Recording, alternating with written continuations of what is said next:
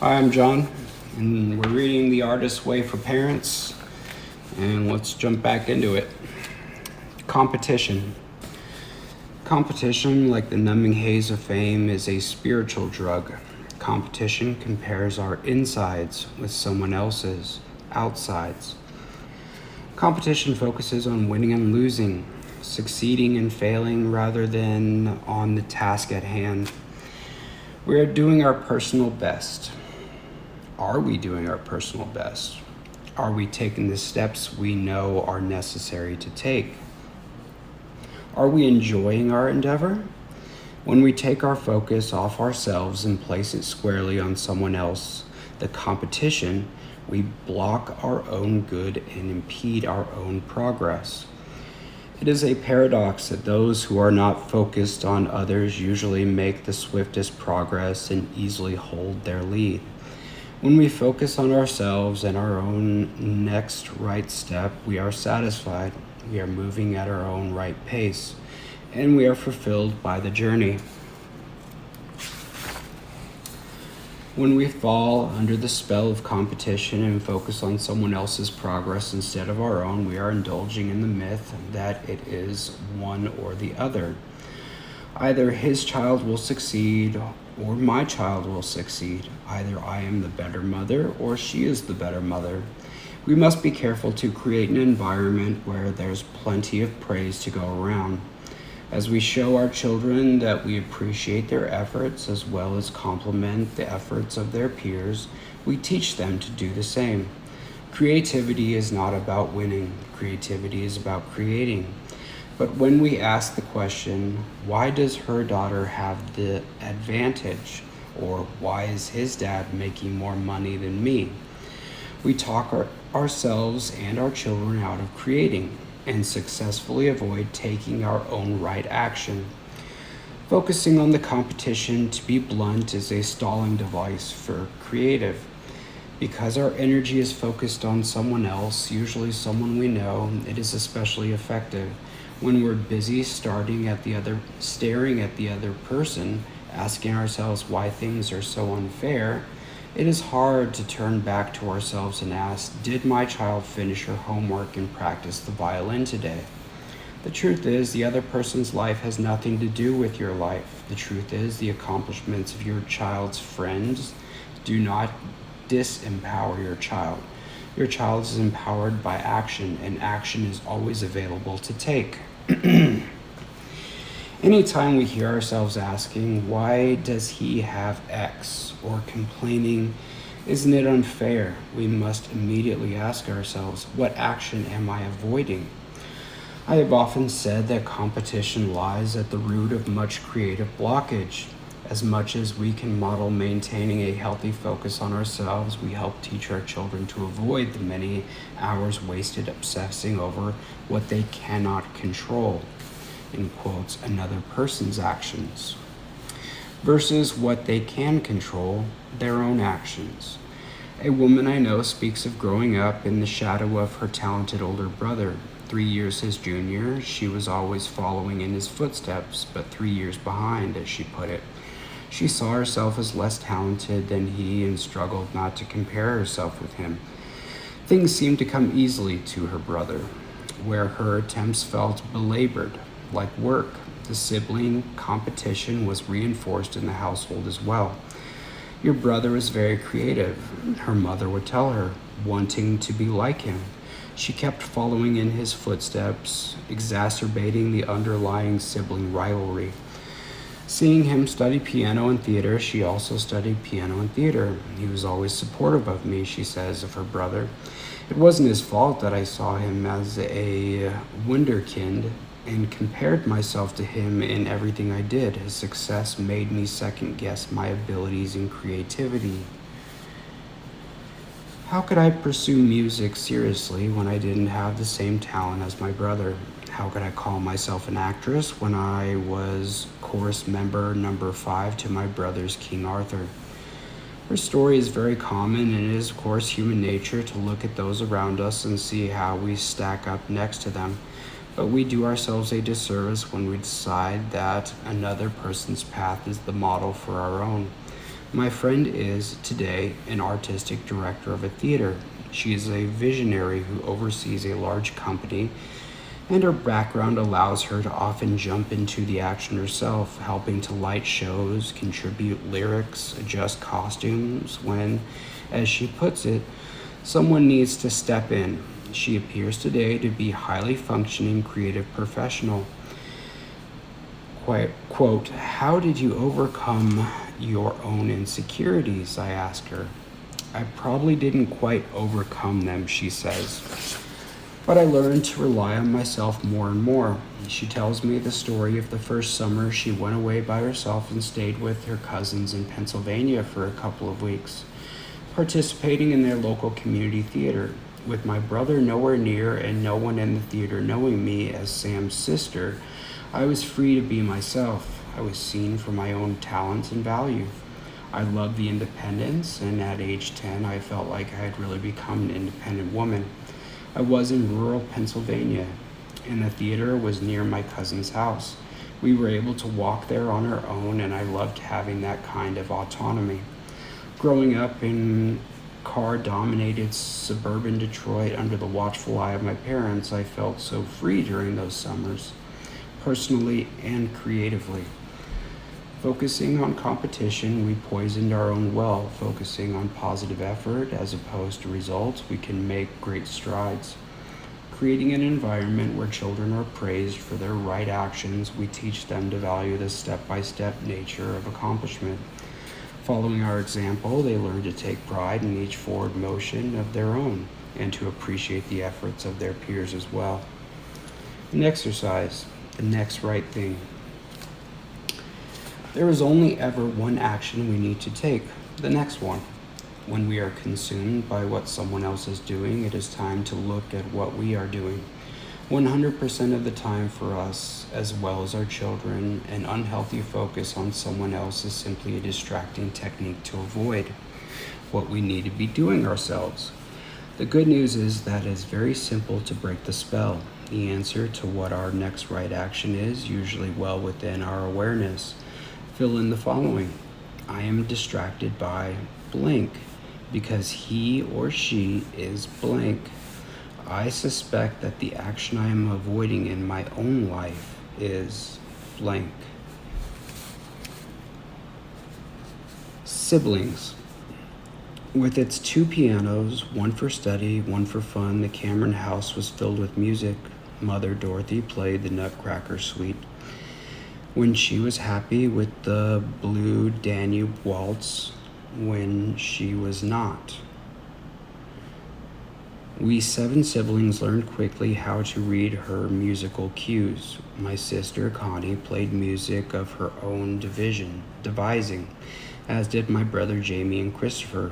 Lori preferred classical music, with which soothed her when the household became too hectic.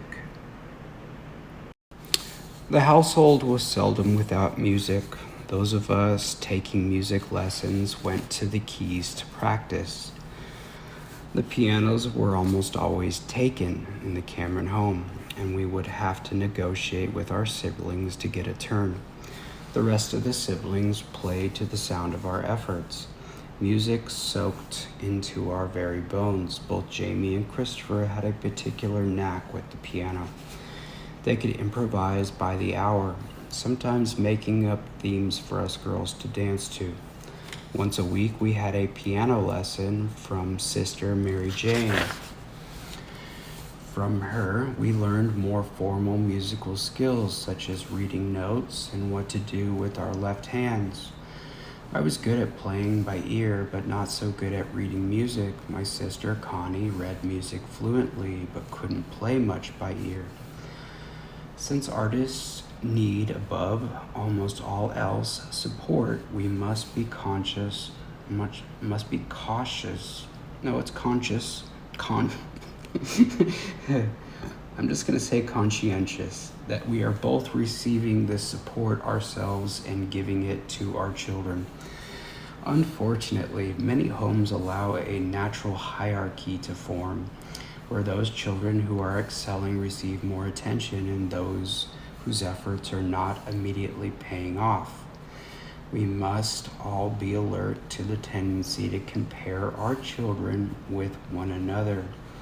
Of course, each child is different, and it is natural to note similarities and differences among siblings, labeling one child the musical one, however, can knock the other siblings out of the running in an area where they may have found joy and, in time, even excelled. It's tempting to derail potential sibling competition by simply preventing children from pursuing the same endeavors. But in so doing, we limit our children's freedom of choice. Just because the oldest sibling plays the clarinet does not mean that the clarinet is now taken, and that the next one must choose something else. By the same token, just because the oldest sibling plays the clarinet does not mean the next one must also play the clarinet. Encouraging free exploration in our children, we allow them to make discoveries and grow as individuals. My colleague Michael talks about growing up in a family of 4. My siblings and I were all 4 to 5 years apart.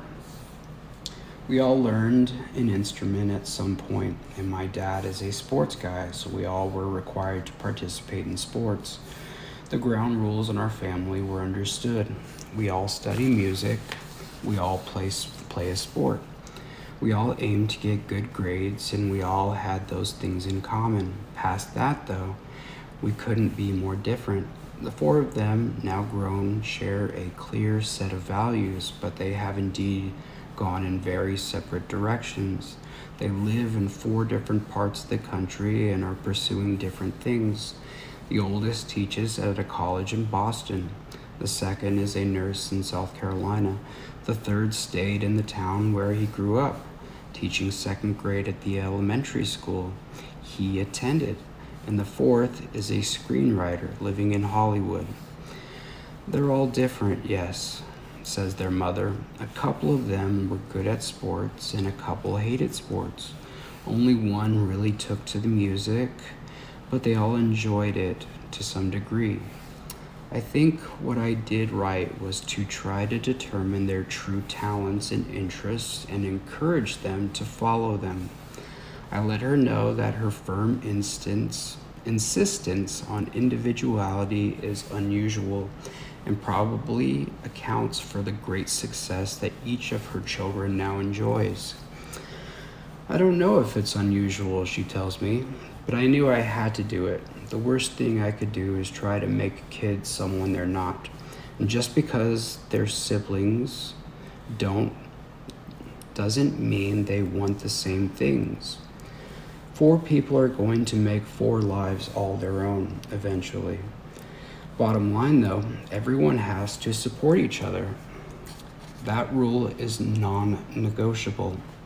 No cattiness allowed in my house. If someone wants to try something, don't judge them before they've started. Oh, there's fighting, their mother continues. Still, but there's respect for everyone's voice. We all know that we can trust that. Making room for and having respect for everyone's voice, we allow impulses to find their way into action and interests to develop into passions. If we set an example of openness, our children will learn to do the same. Older siblings reach out to younger ones, and younger ones inspire the younger still. As we keep a firm grip on instilling an attitude of generosity in the house and a loose grip on how each sibling expresses himself, we raise our children to act on their own behalf while also making way for the ideas and desires of others. An exercise, gift giving. Together with your child, choose someone to whom you will give a gift. The only requirement is that it be something you make yourself. It may be a poem, a song, a drawing. If your child has siblings, assign each of them to give a gift to one other. All will give and all will receive. Among the Cameron siblings to this day, we rotate who has who and each give our assigned siblings an ornament every Christmas. As a result, we all have full and happy trees adorned with family memories. Pressure.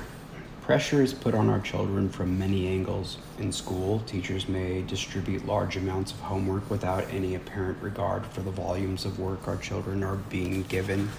In other subjects, schedules are packed and extracurricular activities abound. Today we have a voice lesson, soccer practice, chores, homework, and we better get at least a half an hour of guitar practice in there, since the lesson is coming up on Saturday morning and we missed yesterday.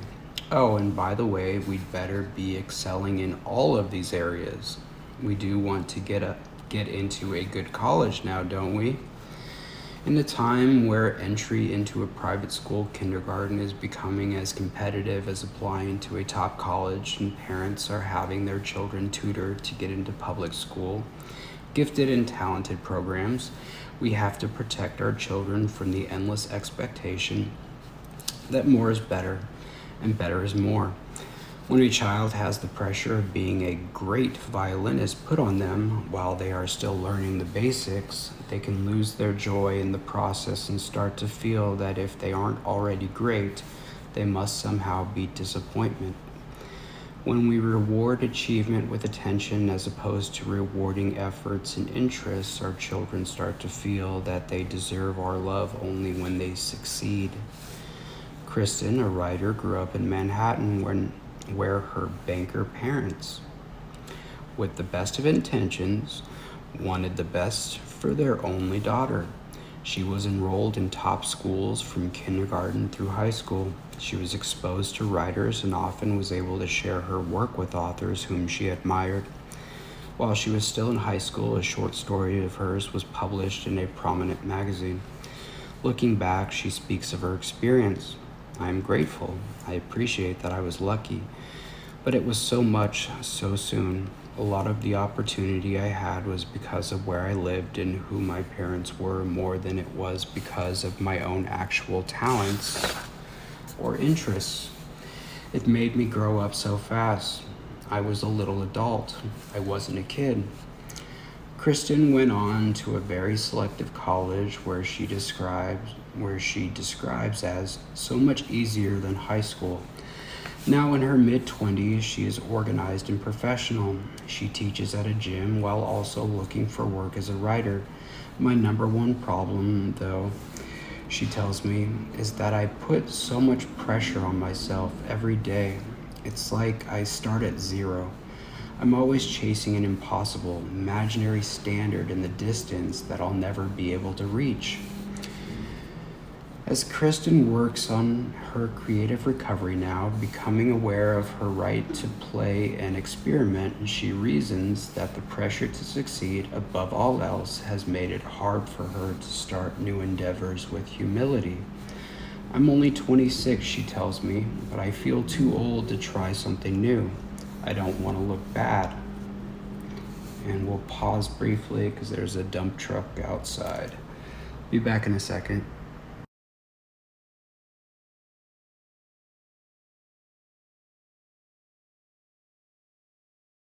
All right, I'm back. As we raise our young children, we must be alert to the language we use and the messages we pass on. Children are not self-conscious. They are not afraid of looking bad as they experiment with new things. Our job is to maintain this environment for as long as possible. And when outside pressures distract them, to remind them that they are valuable and lovable regardless of what they accomplish. Eric holds a PhD from an Ivy League school. Raised in Philadelphia by first-generation Japanese immigrant parents, he describes the pressures to succeed in his house.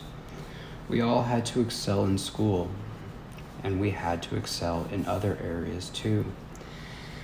We were put in lessons from an early age. For me, it was music. For my brother, it was golf. Our household was very disciplined and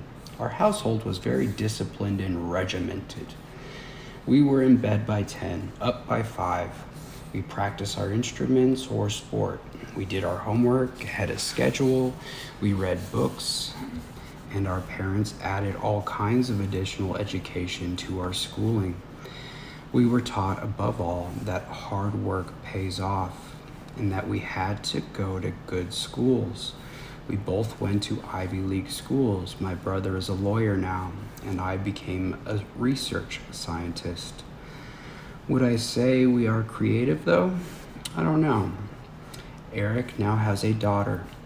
I am very aware of the academic elitism and of the intellectual snobbery that exists in the world. I hate to say it, but I am not sure I really buy into it. And that comes from someone who spent 10 years in post-grad school. Adorned with academic privileges and honors himself, Eric rethinks the path he will encourage for his daughter. Maybe I shouldn't say this, he tells me. I, of all people, know about advanced degrees, but I actually don't really care if my daughter even goes to college. She's only 7 now, and she talks constantly about wanting to be a pastry chef. She's very creative, and I don't want to ever put a lid on that. If she goes to culinary school and opens a bakery like she dreams of, does that make her worse off than me? With my many degrees? Question mark.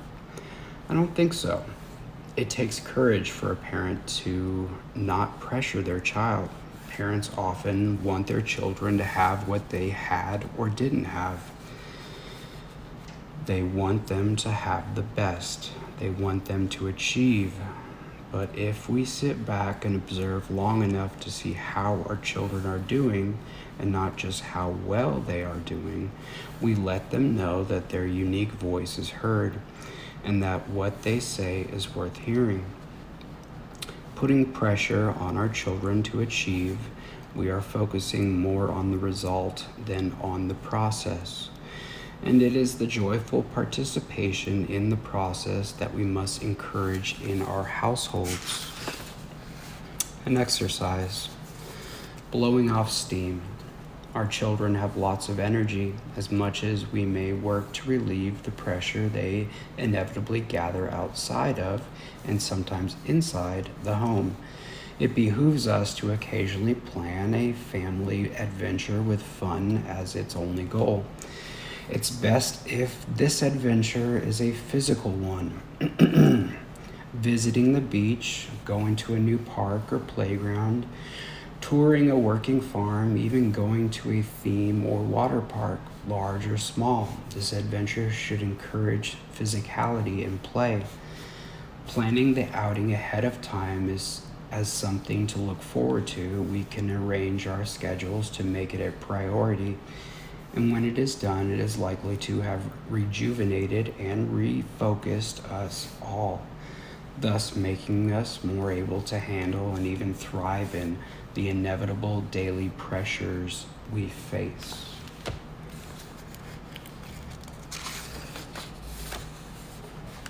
All right.